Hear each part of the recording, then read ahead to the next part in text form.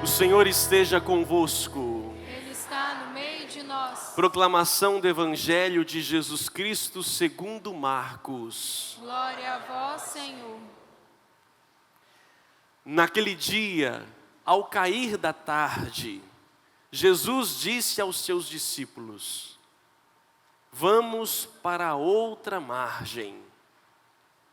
Eles despediram a multidão e levaram Jesus consigo, assim como estava, na barca. Havia ainda outras barcas com ele.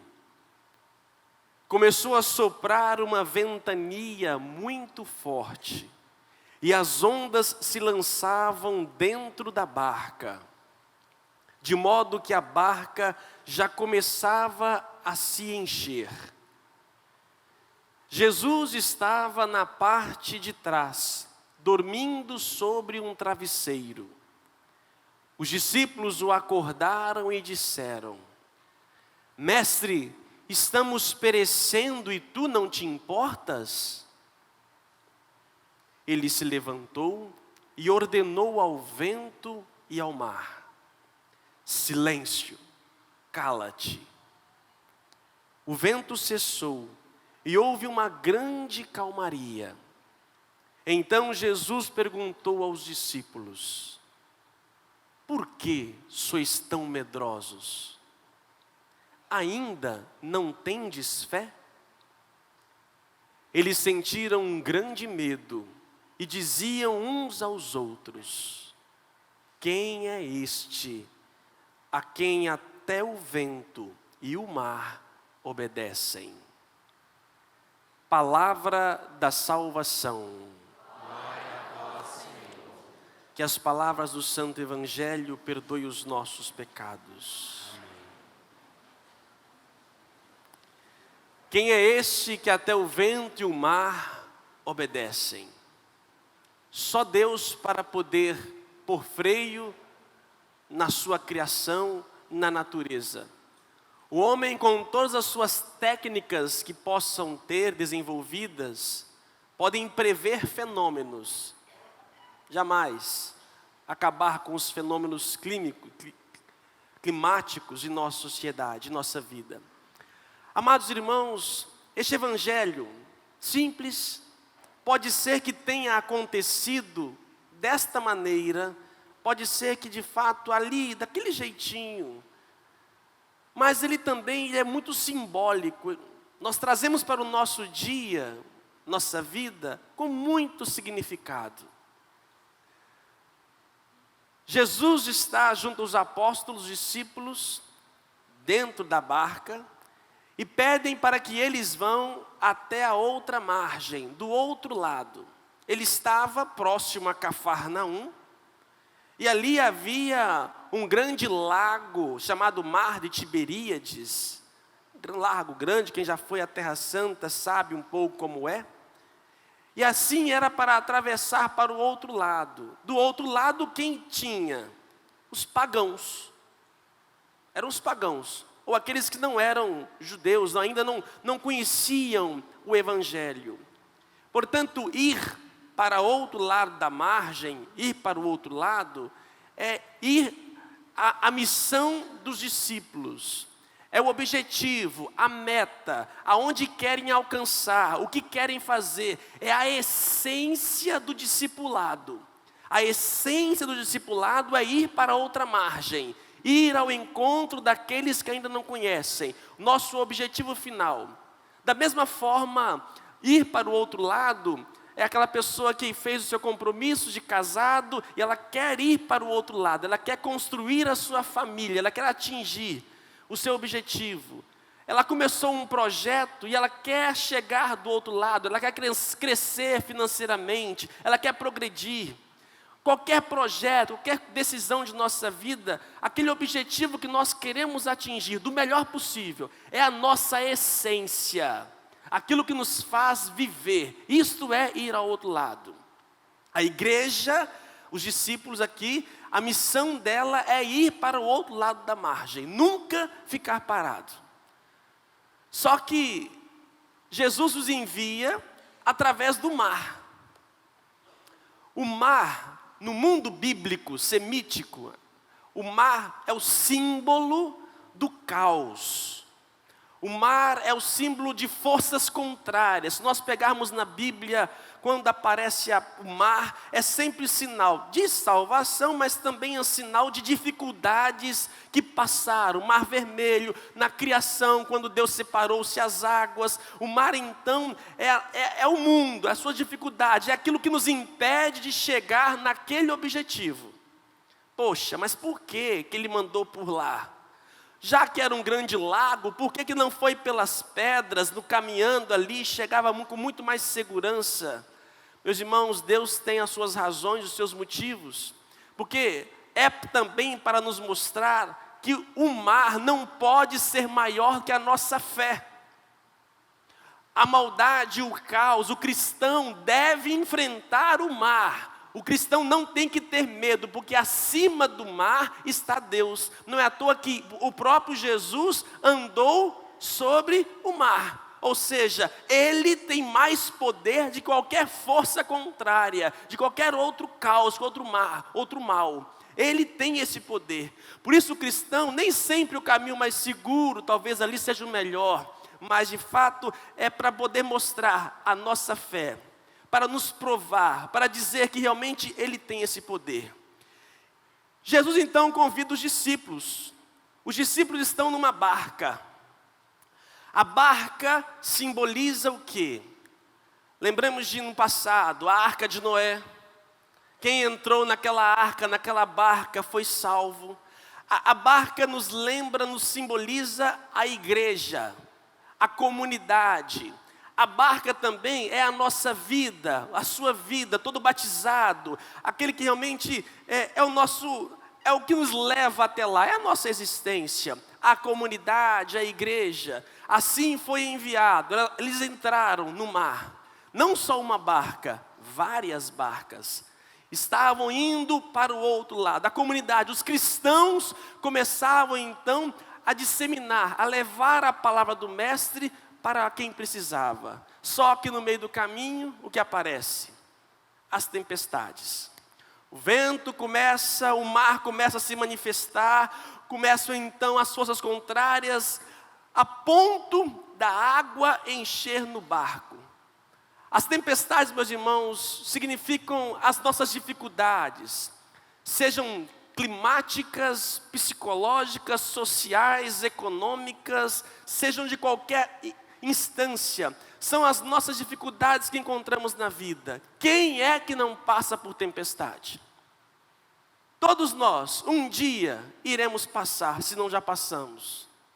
Alguns passam por verdadeiras tempestades, outros fazem tempestades em copo d'água. Mas a tempestade faz da nossa existência, faz parte, não temos como fugir. Uma outra passagem bíblica que Jesus fala da construir a casa sobre a rocha ou sobre a areia. Ambas as casas passam pelas mesmas dificuldades. Não é o fato de ter construído a casa sobre a rocha que vai privá-la de vento, tempestade e enchente. O que difere uma casa da outra é que uma fica em pé e a outra cai. A casa sobre a rocha é quem ouve a palavra e põe em prática. A casa sobre a areia ouve a palavra e não pratica. Portanto, o fato de sermos cristãos, o fato de ter fé, de ter Jesus em nossa barca, não nos priva da tempestade. Não queira ter uma fé, uma vida sem tempestade. Não existe, não tem como, porque nós temos que chegar para o outro lado. E no meio do caminho, vamos encontrar forças contrárias. Até às vezes dificuldades difíceis. Leitura primeira que ouvimos de Jó. Que tempestade esse homem não passou? Era um homem próspero, bem de vida, rico, filhos ali, educados. De repente, esse homem perde a propriedade, os animais, os seus filhos morrem. E este homem entra numa angústia, numa dor profunda, uma profunda tempestade. Que tempestade é perder alguém? Não sei se você já passou por isso. Alguém tão próximo. Um pai e uma mãe enterrar um filho, que dor, que invade a alma. E quantos que quando passam por isso, perdem a fé, abandonam, culpam até mesmo o próprio Deus. Amados irmãos, muitas das nossas tempestades são frutos das nossas escolhas.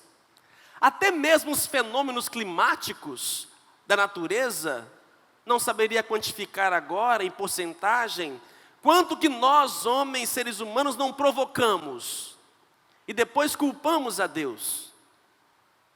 E na verdade, até o Papa Francisco essa semana lançou a sua encíclica, falando sobre o meio ambiente, dever de casa, todo mundo lê e estudar. Assim também as nossas tempestades internas, muitas delas são provocadas por nossas más escolhas.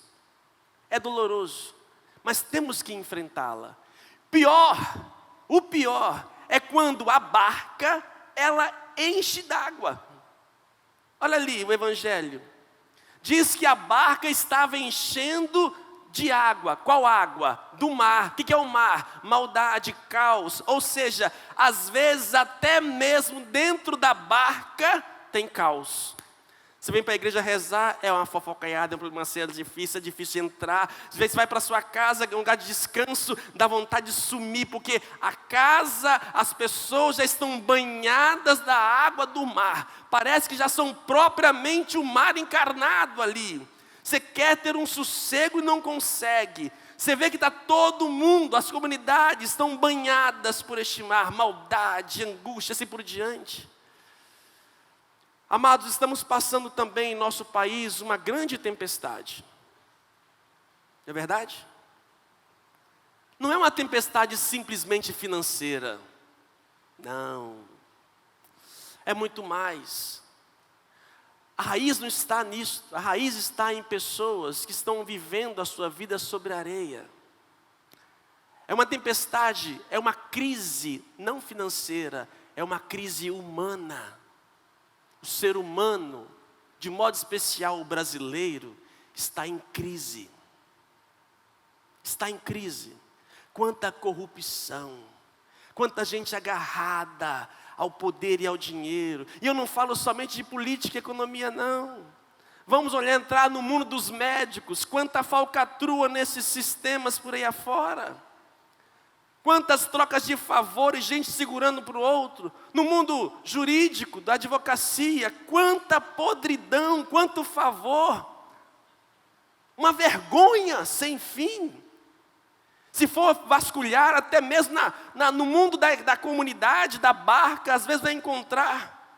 O ser humano está se deteriorando. A água do mar está invadindo as nossas barcas, as nossas casas. A ética está se perdendo. Estamos nos acostumando com a água do mar. Estamos vivendo nessa água do mar. E a grande pergunta: onde está Jesus? Olhando no texto bíblico, onde está Jesus? Aonde? Aonde? Cola, gente, só colar. Aonde? Dormindo não é aonde, gente. Nunca viu português, não? Pronome de advérbio, de lugar. Nunca viu isso, não? Aonde não é dormindo. Aonde ele está? Eu sei que está na barca, gente, mas tem mais específico.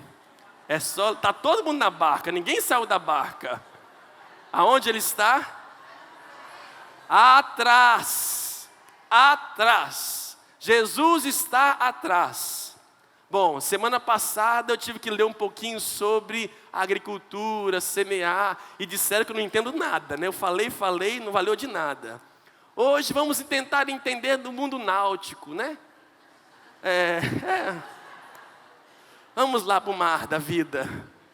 O que no barco atrás, o que fica atrás no barco? O que fica atrás no barco? O leme. O que o leme faz? Ele direciona, guia para um lado e para o outro.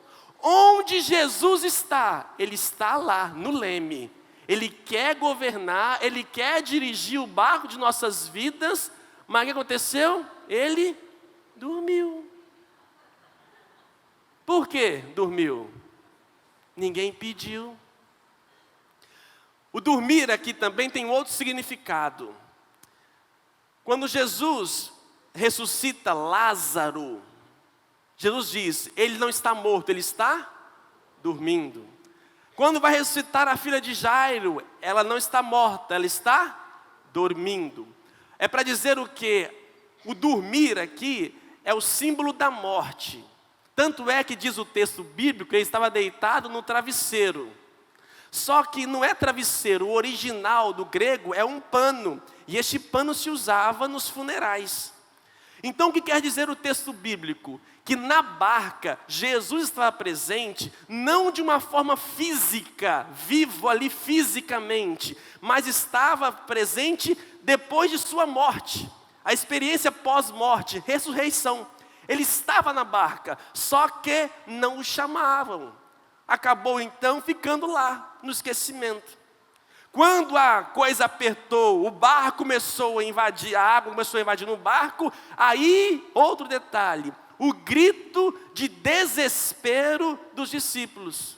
Pô, estão afundando aqui, cadê você? Eu venho para a igreja, peço, cadê você? Você não te importas não? Onde você estava quando minha filha morreu? Por quê? Onde você estava? O que estava fazendo? Por que esse caos, muita gente passando fome? Onde você está? Cadê você? Dúvida. Não era um pedido de ajuda. Eles despertaram Jesus criticando o seu silêncio. Coitado, estava lá querendo guiar o leme, querendo conduzir, mas ninguém. Assim, meus irmãos, o caos, a tempestade que estamos vivendo é porque pessoas, comunidades, famílias, casas que não estão deixando Deus guiar. São autossuficientes e não pedem a ajuda de Cristo. Começam as suas vidas, fazem projetos, escolhas e não perguntam, Senhor, é isso que o Senhor quer? É para essa direção? Se Deus estivesse guiando aquela barca, talvez ela não teria enfrentado aquela tempestade. Talvez ele teria levado para outro caminho. Só que iria dar volta. E entre dois pontos, o melhor caminho é a reta. Só que nem sempre a reta é o melhor. Não é o que nós dizemos? Deus escreve certo por linhas tortas, como se torto fosse errado. Não. Às vezes Deus dá as suas voltas necessárias. Só que às vezes nós queremos otimizar tudo, queremos capitalizar tudo, queremos o mais rápido dinheiro e decidimos. E aí entramos numa grande tempestade, porque em momento algum pedimos e deixamos que Deus guiasse o leme de nossas vidas. Mas, como Ele é misericórdia, Deus é bom, Ele poderia dizer, né? Não, você se vira, vocês entraram no mar, agora se vira. Não, a todo aquele que acorre, Ele na sua misericórdia, Ele acalma a tempestade. Olha que bonito. Ele não tirou o barco do mar. Deus não tira o mar de nossas vidas. Porque é o meio, é através dele, das dificuldades, das dificuldades que encontramos na vida, é que nos fará chegar até lá. É isso que nos purificará para chegarmos até lá. Por isso, meus irmãos, somos chamados, nós que somos homens de fé, a exercê-la, a pedir a Deus, a suplicar, Senhor, guia o meu barco à vela, guia, conduza, assuma o leme, para onde quer que eu vá, onde quer que a minha vida deva ir, conduza. Senhor, eu tenho uma decisão, qual é? Me ajuda, dá-me o discernimento, o entendimento. Senhor, eu tenho uma decisão importante hoje que vai mudar a vida de milhões de pessoas. Senhor, qual é se colocar uma nação, um povo, um barco, um transatlântico, ou quiçá um botezinho, seja qual for, se colocar diante de Deus e pedir, Senhor, ter a humildade, para onde quer nos levar. Mas o homem, na sua autossuficiência, quer fazer tudo sozinho, entrar no mar adentro, sem conhecer se ali tem alguma dificuldade ou não. É verdade que os barcos hoje têm GPS, né? E com GPS, conhecendo de barco, tá vendo? Eu não tenho não. Conhecendo, com GPS, antigamente muitas embarcações afundaram. Por quê? Não sabiam e batiam em corais. No GPS, na tecnologia, substitui um pouco a fé. Porque ali, pela razão, eu sei onde tem pedra, onde não tem. E eu vou desviando. Qualquer coisa com o tempo, eu olho para o clima-tempo, ou qualquer outra coisa, eu sei se vou poder entrar ou não. Ótimo, maravilha. Cuidado para não substituir Deus. Nenhuma tecnologia pode substituir. Talvez as condições climáticas são perfeitas, não tenha nenhuma pedra. Mas a tempestade, às vezes, não está fora, está dentro. E não tem GPS que vê isto. Deixar Deus nos guiar, nos conduzir de fato. É isso que o Senhor quer, meus irmãos, nada demais. Como diz São Paulo, terminando, quem acolhe Cristo é uma nova criatura. Nós devemos ser novos. Não podemos deixar que a água do mar nos invada. Chega de corrupção, gente. Chega de falta de ética, pelo amor de Deus. Sejamos cristãos. É fácil ver as televisões, os jornais ali e jogar pedra. Ó, quem está jogando pedra. Olha a trave que está no seu olho. Chega. Uma sociedade, se não mudar, vai só piorar as tempestades. Peçamos ao nosso Deus que acalme o nosso coração, que assuma o leme e nos conduza, porque só assim chegaremos ao outro lado da margem. Louvado seja o nosso Senhor Jesus Cristo.